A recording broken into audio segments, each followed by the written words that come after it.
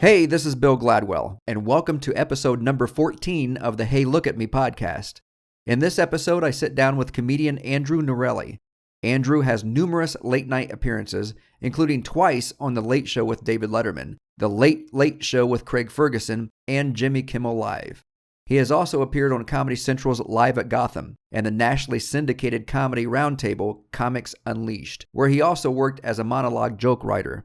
Andrew and I talk about moving to the big city, growing up in a small California town, working the corporate market, censoring your act, writing, getting lost on stage, and how people are your greatest resource.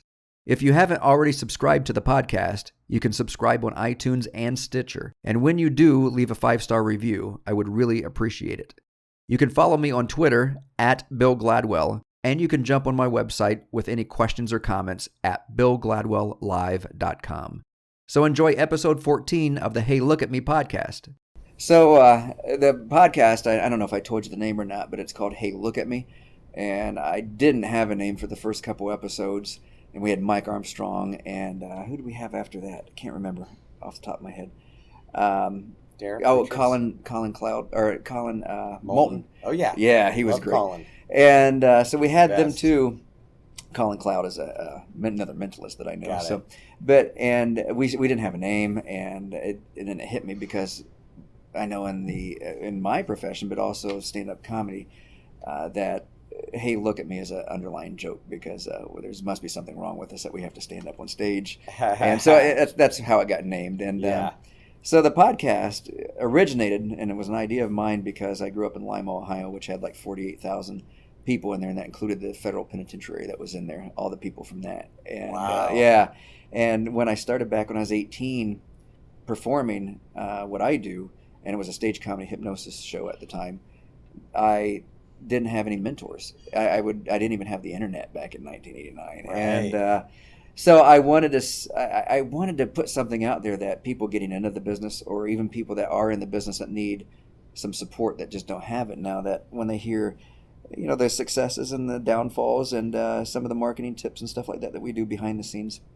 So that's basically what the podcast is. Good. So you're from where now? I grew up outside of San Francisco in Danville, which is just a little suburban Pleasantville type of area. Really? Yeah, it's just a nice, affluent suburb where everybody's totally into athletics and people hold their kid back a year to be better at sports. I did that with my son. Even though everybody ends up being 5'11" anyway, so it's irrelevant in the end because they're not big enough to play in college or pro. Yeah. But it's a competitive little place, and the academics are good. And my parents moved there from New York City because of my dad's job. Oh, what does he do? My dad Is he still with us? Yes, he is. He's retired. He lives in Florida, so now he watches the news and yells into space. He yells at no one in particular about news items that don't affect him. He was working. It's so boring. I can't even. He was working a white collar job. Oh, okay. Where he, plays plays with transferred. numbers and stuff. Yeah, Yeah, got okay. transferred. So my parents had to do that. That was probably a sitcom in and of itself. My parents adjusting from their New York City rough and tumble attitude to this like gentle, boring suburb in a gated community, right? That had no culture, no restaurants, nothing but just like the most boring, plain white people. They grew up in these incredibly ethnic, diverse neighborhoods. Now it was all like golfers. Wow, that's a big change. Yeah. So that's where I grew up. I grew up in that suburb. Because even New York, the East Coast and the West Coast has a different feel. But to go from New York City to a little Yes. suburb like that, because the comics that I've met from New York and the comics that I met, for example, from LA, where do you live at now? Yeah, I live out there? I live in Southern California. Yeah. Yeah, that's where I moved, obviously, after I did comedy for a while in San Francisco. And there's they tell different stories, but they always talk about the other coast. Because the East Coasters will say, the comics here were real comics, and the ones out in California are the ones wanting to get on TV. And then and you guys have a different story about them, and it's kind of funny to listen to that. But so you grew up there. And, yeah, I would say there isn't much difference in this is probably such a debatable topic, but I think New York comics and LA comics, some want to be on TV. I mean, usually most all want to be on TV in some capacity. But usually people start in either city because that's the city closer to where they live. Yeah, that's right. Right? I mean, you go to LA if you start a comedy in Phoenix and then you want to move. Yeah. If you start comedy in Maine, well, you're probably going to go to New York first. And then you're going to go to LA if you have opportunities that are kind of inviting you there. Like maybe you've done stuff in New York that was already had to do with television and film. And so you wanted more of those opportunities. And so LA either invited you or you invited yourself because that was the next step. Exactly. Yeah. Exactly. So is it true, because I do hear this from a lot of comics, that if you want to be successful, you have to go to Chicago, New York, LA, something like that? That's such a great question. I think that, I mean, eventually you do. I've known a lot of comics who have gotten heat on them. I know heat is is such a big buzzword in the business that people outside of the business don't know what that is. But, you know, heat is just basically, heat is, I would say that's a general interest in you within the business. That means the industry is somehow interested in you or looking at you. I think that's what heat is. I guess I would describe it as that. I've known comics who have gotten heat on them not living in New York or LA, but I don't ever think I've seen a comic sustain that heat until they move to New York or LA. Then the heat gets sustained. Okay. Now, there's plenty of comics that didn't have any heat on them until they moved to New York or LA. But usually it was because they were ready to have heat on them by that time, right? Oh, they practiced in open mics. Right, they were sort of ready to go. Yeah. They were like ready for heat to happen. Anyway, so that's my take on it. Once again, I mean, people might have a different story, but that's my observations after looking at the arc of a lot of people's career, because I've been doing it for 18 years. So I've seen people go from open micer to television, successful television actor / comic, or writer. And I've seen people go from nothing to something and then maybe back to obscurity. And I've seen all kinds of like iterations of people's careers. Well, yeah, Drew Hastings is mayor of a town in Ohio now. Oh, yes, that's right. Yeah, I do. I don't know a lot about Drew's career, but I do know that. And I know that he's had an interesting career in terms of different kind of zigzag path, I guess you would say. And I don't want, like I said, I don't know him well. I don't know his career well, but that's what I understand. Yeah. So is it impossible to become successful if you don't move to one of those places, or just very, very difficult? Well, like I said, you have to move eventually if you want to be on TV or film, or even if it's behind the scenes of TV and film, you have to eventually move. There are comics who have built a regional draw, and I hope I'm not misspeaking for them, but from what I understand, Bob Marley has a huge draw in New England. And obviously, people like Rodney Carrington have a huge regional draw in the South. He does, and he's done. He did a movie with what's the singer, the country singer? Used to be a football player. I don't know because I Toby know Keith. Nothing about the South. Toby Keith. Okay, right. But he's lived there, and he had his own TV show for a while. So did he move out there just for that and then move back? Oh, it's a great question. I mean, the point is you can have success that is regional. Other comics have proven to be able to do that, but I think that that's a different thing. That obviously has to do with you building an audience, and that audience in that region, for whatever reason, they like you. Maybe because they think that you talk about their regional issues. Maybe just you're so funny, you built up a critical mass of audience members that continued to follow you in that region. And now you have so many that, crowds often grow exponentially. Yes. So sometimes you get 1,000 people and that turns into 10,000 people, right? Yep. Like almost overnight. So that can happen. Anyway, so I would say if a comic can build a draw in their own area or region, and they're happy with that, they're happy with having that be their career, which, by the way, sounds like a phenomenal career. Oh, absolutely. Because you're selling out shows and you're probably making a lot of money, and you don't have to deal with a lot of the BS of show business. Exactly. So, Yeah, that you can do that, but I mean, I would think that people who have done that, you could probably count on one hand, right? It's incredibly rare. Yeah, and I'm even an anomaly in what I do, and it's just I happen to be in the right places at the right time is what I tell, but Yeah. right connections. And by running the club here and having my own show nightly and 4 nights a week, and I have the opportunity even today.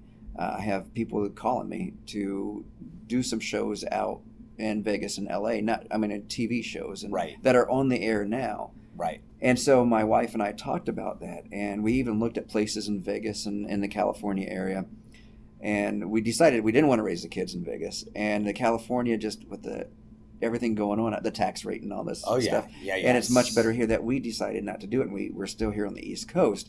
I don't know if that's hurting my career or not, but that's a decision that we made, and we make fairly good money, and but I'm older. I'm 44, and I did corporate work for so long, and then I'm married and have kids now, and moving to New York City and LA is probably not an option right now for me. And so if I know there's probably some other comics out in the same situation that have a family now, and so they kind of have to do it around where they're at and maybe be on the road, I would imagine.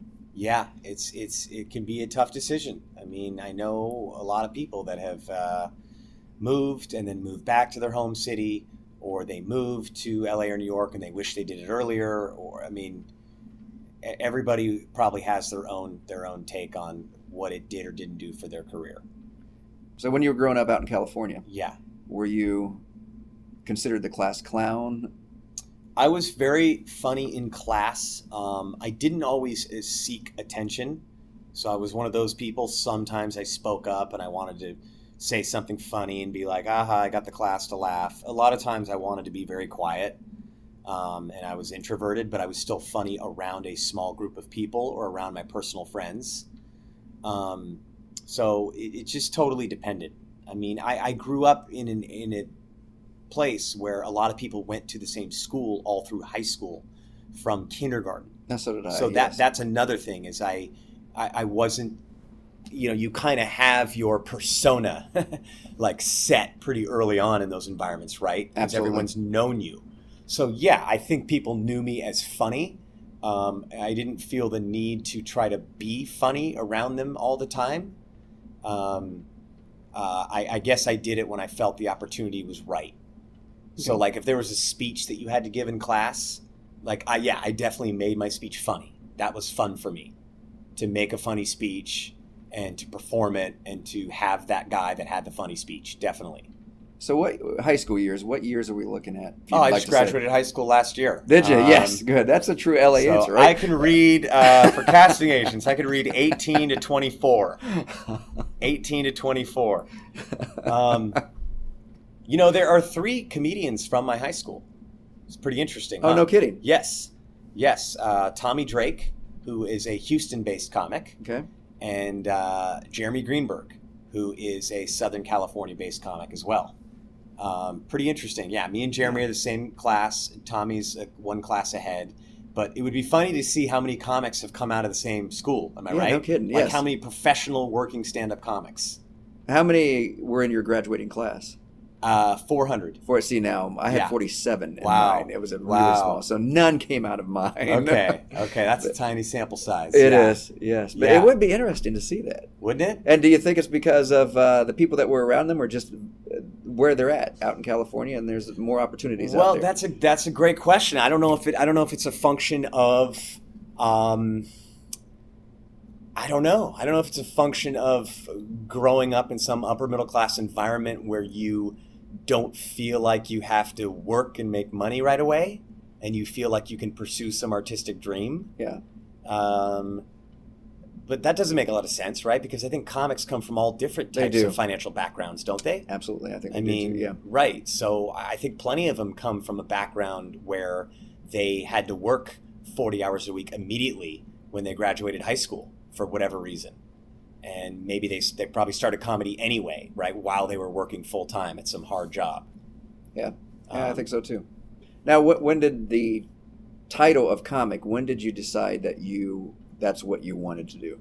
And how did you decide that's what you wanted to do? I know, that's a good one, because I loved comedy, like a lot of comics. I liked being funny. I liked comedy as a little kid, but I never even thought about it as a job or career. I didn't know how it was done. I didn't understand.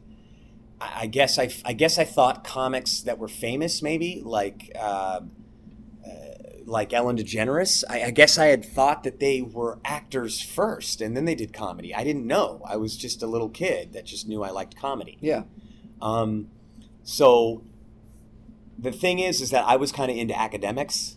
So I thought I was going to do something academic with my life. And it wasn't until I realized how much work that was that I was like, I don't know about that. That seems too much. It seems like too much schooling. I went to college, but college, like a lot of people, I thought it was boring. So what did you go for? Nothing. I was just getting a liberal arts degree. I have a sociology degree. Okay. I just wanted to get out of there and finish and just have it. How important is that now? You don't have any kids or anything, right? No, I have no kids. If you had kids now, because I have 4, and Wow. my son's in college now, and my advice to him is, listen, if nowadays when I grew up back in the 80s and going to college, that's what you did. Right. But now, if you want to be a doctor, an attorney, an engineer, a teacher, you go to college. But if not, you can do a lot of things without a college degree. So That's how true. important do you think it is? My advice is to anyone, certainly anyone wanting to be a comic, is go to college but do comedy. You can do comedy in college. There's no reason you can't.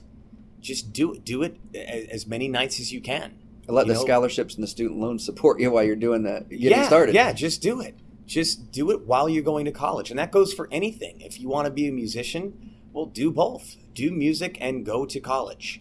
I mean, if you sign a record deal, go ahead and drop out and finish later. But that's my advice. There's way too many people who are 17, 18 who don't go to college, and they end up tooling around anyway and just having too much free time. And there's no reason to have that much free time. So that is my advice to all of you young comics out there. Start in high school if you want. Oh, that's right. If you can. Yep, absolutely. Now, your first time on stage doing a real stand-up, Yes. I mean, even the open mic, was that in college or was that sooner than that? Yeah, that was, gosh, that's a tricky question because, I mean, I used to kind of informally perform. Like I would do impressions of my family when I was a little kid. I was about 8. We'd be out to dinner and I would do little impressions of all of them and make them laugh because who knows why. Maybe they just thought it was funny that this 8-year-old kid had the guts to actually openly mock them and, impersonate them, and that I picked up on all their mannerisms. Maybe it was really actually funny. I don't know. But I did a lot of informal things like that. And then before I did my first open mic, I actually had written all these jokes in a notebook, and I did a little show for like a gathering of my friends at their house. They all sat down and listened, and I delivered my little 15-minute spiel. And then I eventually did an actual official open mic where you And had this to was sign in up. college? This was like almost immediately after college. Okay. And this was at a place in a restaurant in the East Bay, east of San Francisco. Like a lot of open mics, nobody was there. There was no audience. There was nothing. It was just a place for you to get up to a microphone and say what you'd written down. And of course, that's when you realize that you're totally unprepared. That's when you realize that you don't know how to write jokes, and that you might have a funny vibe, and I had kind of, my essence was there already, but I didn't know how to construct a bit. And so I kept working on it, and I kept doing open mics, and luckily I was in San Francisco where it's a good comedy scene. Because the bar is pretty high, you have a lot of good comics to look up to, and yet it's not oversaturated. You don't have 400 comics trying to do one open mic, right? You have more like 30. Oh, that is really nice. Yeah. It was a great scene. I was super lucky to be able to develop in that scene.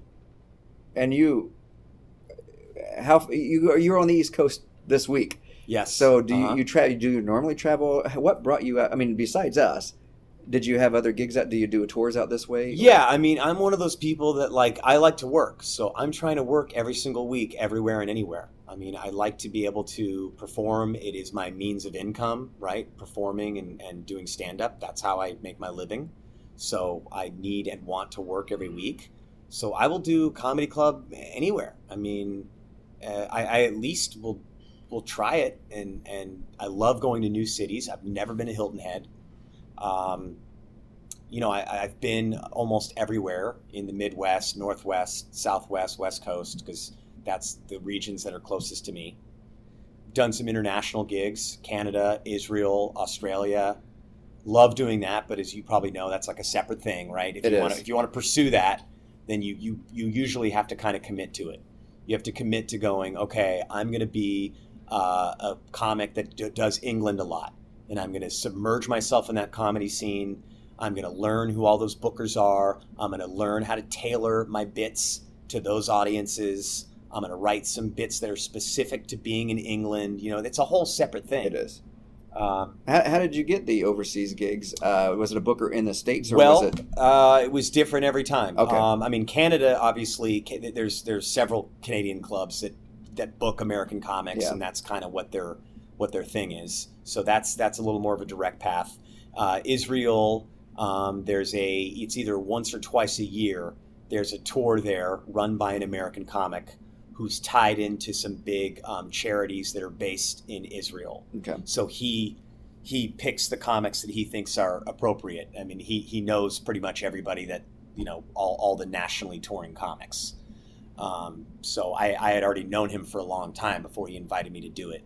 Australia was one of those places where I went over there once, just basically on my own dime to check it out, because I wanted to go and I wanted to see it and visit there anyway. I did as much comedy as I could all over Sydney, and then that got me invited back for a more traditional paid trip where I was paid to headline a club and be flown out and put up in a hotel and all that stuff. Nice. Yeah. Nice. What percentage would you, this is for anybody listening, I guess, but what percentage of your bookings do you do yourself? Which comes through an agency? Which is more networking with yourself, with other people?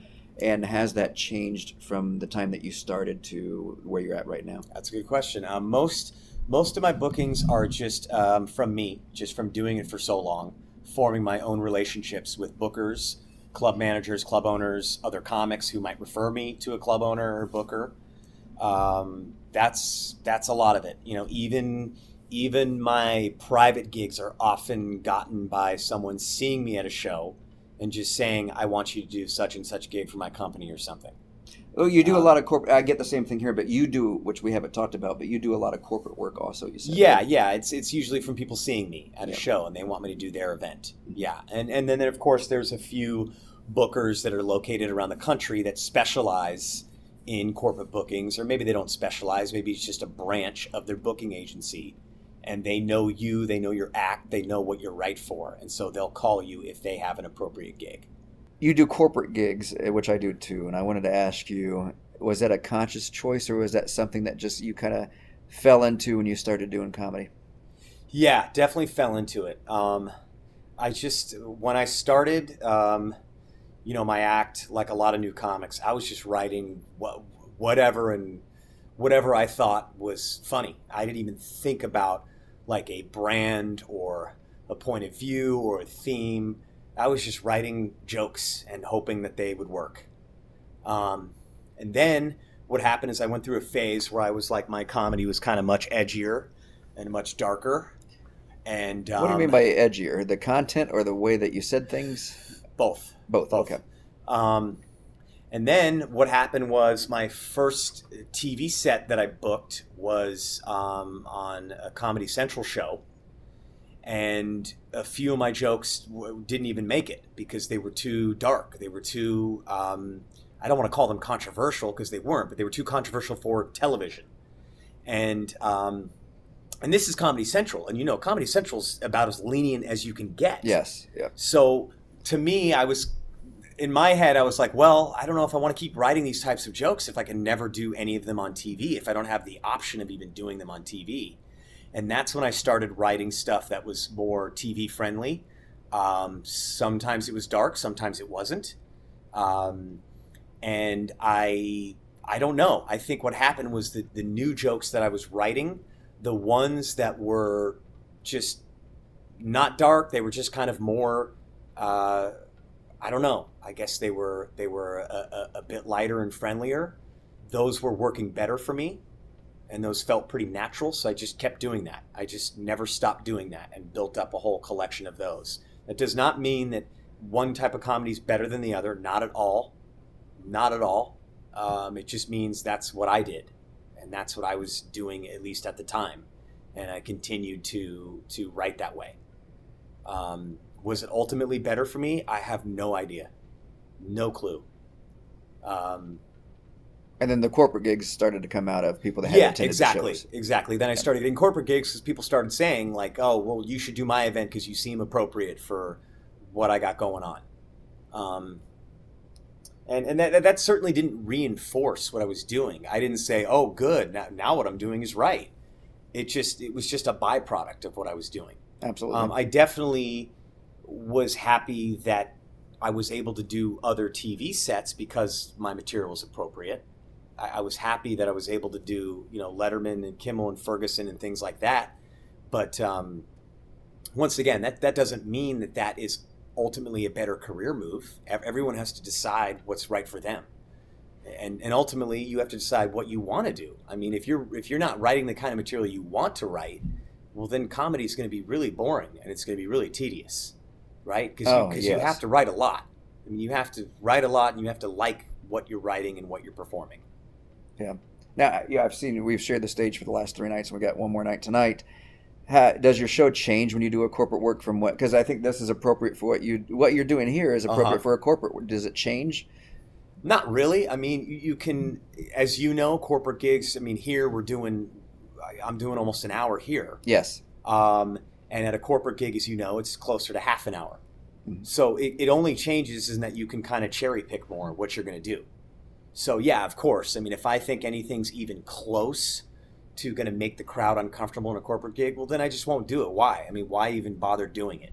If I have enough to choose from, then I'll just choose something else. I like what you're saying. I run into so many entertainers that don't care. They want to do their material, and it doesn't matter if it's a corporate gig or not. And I don't know how they keep getting hired at some of these places. I think that's fine too. I mean, that's fine if they want to handle the consequences of that. I think that's totally fine. But you have to be willing to know that then the corporate gig might not want you back, or they might tell the corporate booker that you weren't right. I mean, the beauty of comedy is there's so many gigs where you are completely unrestricted and unrestrained, right? Yeah, that's right. 95% of them, maybe even more. There's only a tiny number where you're actually restrained with your actual creativity or art or whatever you want to call it. So my advice is just pick your battles.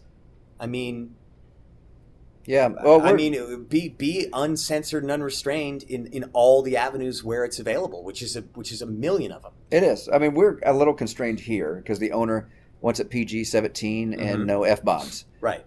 But it doesn't. I don't think that would even. It doesn't cover what your show. I mean, no, it doesn't. But once again, I mean, I would totally understand a comic that said, "Then I don't want to do the gig." I would completely get that if they were to say, I don't want to do it. Absolutely. Then don't do it. But you certainly can't take the gig and then retroactively say, no, you can't confine my art. You have to establish that ahead of time. Yes. The level of censorship that is going to happen at a gig. Right, absolutely. Right. And once again, I mean, that you do that on television. You would never do a set on CBS or ABC and say, you guys can't censor me. You would never say that. Of course they could censor you. And they will. And there's probably not a comic on this earth that is not going to take the gig anyway. That's true. I did hear, and I can't remember who it was now, but I heard an interview on another podcast with a comic, and it was just over the last week, and I can't for the life of me remember who it was. But they had made a bet with a friend of theirs that he could flip them off being on David Letterman. Gotcha. And whoever this comic was, he did it. He reached up and scratched his nose and did that. Right. And at the break, they said, you're not coming back.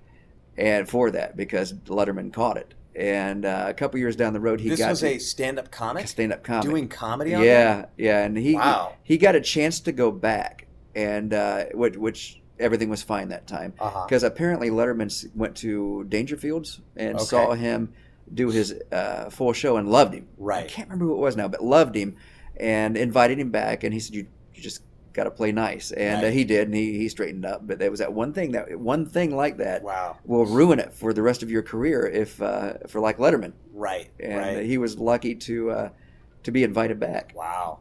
Yeah, that's interesting. Then we got Last Comic Standing that we watch, and the reason that I watch Last Comic Standing, we watch it. We watch America's Got Talent, and there's some good talent on there. I watch Last Comic Standing not for the game show aspect of it, but I like to hear stand-up comedy. Sure. And there's some people on there each season that I personally know. Absolutely, yeah. And so I watch it for them. But what do you think about shows like that? Oh, man, what a hot button. You know why I'm not going near that question? For several reasons. One is I know comics who have been friends of mine who I love who do both shows. And I know people who work on both shows in production. Okay. And I want to support them. I mean, that's like, I want them to succeed and I want them to thrive. I want the shows to thrive, and I want those people to thrive. So that is such a diplomatic answer, but that's what we're getting. Would you go on it if they called and said, "Can you come?" I personally don't. At least now at this point, I don't want to be, only because when I first got into comedy so long ago, and all along the way through my career, I've never really gotten into this to be on a reality show. I've gotten in this to write, perform, and act, to do those things. And that's what I want to do. And I didn't want any component of that to be interacting in a non-scripted way, right? That's not how comedy and acting works. I'm sure people out there know that, right? Everything you see on television, and obviously some people are going to argue, well, even reality TV is scripted. Yes, but guess what? It's not scripted by the actors and writers. It's scripted by the producers and editors. Yeah, you're not under the union when you're on a reality show. Right, that's a lot different. Yeah. That's that's not how it works when you're on a sitcom. You know the lines you are reading, and you know what is going to appear in the final footage, and that's that. I guess that's always what I've been into personally. What if we had a young comic that was just starting out, ran into you at a comedy club and said, "Hey, would you recommend that I go on AGT or Last Comic Standing for PR, just to get started, to get my name out there?" Is that something that helps? I would never discourage somebody from doing that. Never. That's totally fine. Once again, this is just personal preference. And it does, you don't feel. It's personal and preference. I'm with you. I'm with you on that. I feel the same way. But you don't feel that it. And by the way, I reserve the right to change my mind. Yeah, that's right. 2 weeks from now, I might watch America's Got Talent and go, you know what? I want to do that show. That actually seems fun. I'd like to do it. Yeah, you're allowed to change your mind in the business. 2 years ago, I made it to the first episode, and it was a year after, 2 or 3. It was a year after Eric Diddleman, who is a mentalist, was on there, and he got pretty high. And they just said, we just had him last year. We just don't need another one. And now then they didn't have him for a year or two, and then now there's like 3 or 4 of them this season. Yeah. But the more people that after I tried out and I had auditioned and got on. And then I found out from friends that had been on it in previous years that, the contract, if you move up, and the contract that you have to sell out on to give up part of your income, I said, man, I didn't get to that stage. And I said, that wouldn't have been good, because you do have to commit to it. But it is good PR, I think, to get on at least 1 or 2 episodes of those. And, so going back to the time that you did open mics and you started back right out of college, you said, how long was your learning curve, I guess, or your performance curve before you made the move from long open mics to headlining? Long. I did not understand really. I guess I understood the basic mechanics of stand-up writing, which is setup and punchline, right? Which a lot of comics don't understand when they're new. Correct? They actually don't even understand that there must be a punchline. And it's certainly the most common misconception in people who think they're funny, right? Who say, I'm funny, I should do stand-up. right? They're That's not right. understanding that that's fine. You might be funny, but stand-up means you have to actually write jokes. So you're funny, that's fine, but you don't have any jokes, I'm assuming. You have never written a joke. Yeah, and I So you have to explained, write yeah, a joke, and not only that's that, right. the joke has to have setups and punchlines all throughout. Yeah, I explained that in my show, and you've heard me. I tell people, I don't care if you laugh at me because I'm not a comedian. Yeah. And it's the same thing with my profession because a lot of people will be mentalist or they'll know a magic trick or two, but they don't have an act, so they Right. can't get up in front of people. So I can relate it over to that. Yeah. Yeah, so I understood the mechanics in terms of a setup and a punchline, but no, I knew very little about how to write, what's best for you, how to write within your voice or your persona or how to write honestly or maybe not honestly, maybe you're a character comic, how to write within your character. Now certainly a lot of people don't know that and they figure that out along the way, but I didn't even know what those things were. I didn't even know what it meant to write as a monologist, which is where you're just talking about your thoughts and feelings, versus what is it to write as a character comic, where you've created this three-dimensional character on stage and everything comes from that perspective. I didn't even understand that. It took me a long time to figure that out. Now, you're a monologist. Yes, but I'm a monologist, as are most comics. Yeah, but how different, you still play somebody on stage. Are you different off stage than you are on stage? No, that's completely So if me they on met you at a stage. bar, that would be completely you. Yes, Yeah. yes, but I mean, I don't think anybody, that's a lot different than people being on. We know Right. that. That doesn't Yeah. mean you're going to be on, Yeah. right? But no, that is my sense of humor off stage, 100%. Okay.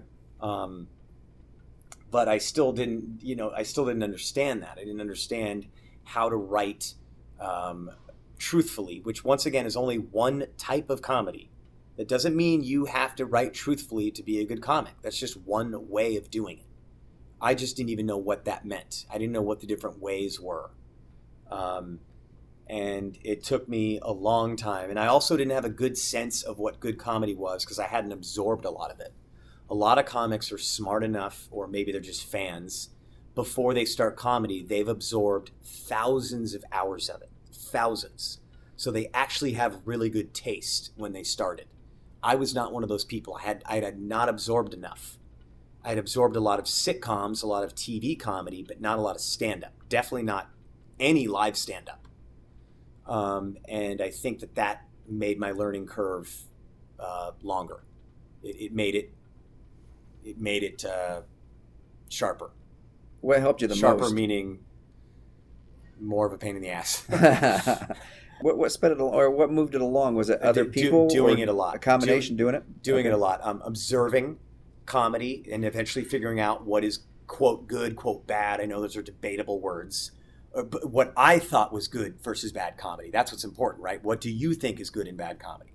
So I was able to determine that by observing a lot of it and of obviously trial and error.